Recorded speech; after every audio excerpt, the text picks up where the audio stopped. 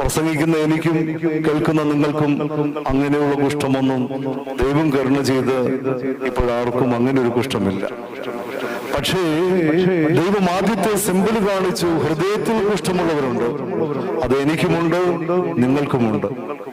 എന്റെ കുഷ്ഠം എന്താണെന്നും നിന്റെ കുഷ്ഠം എന്താണെന്നും തിരിച്ചറിയുവാൻ തക്കവണ്ണമാണ് ഇന്ന് വലിയ നോമ്പിന്റെ 2ാമത്തെ ആഴ്ചയിൽ ദൈവം നമ്മളെ ഈ പരിശുദ്ധ ബലിപീഠത്തിന്റെ സന്നിധിയിൽ ആക്കിയിരിക്കുന്നത്.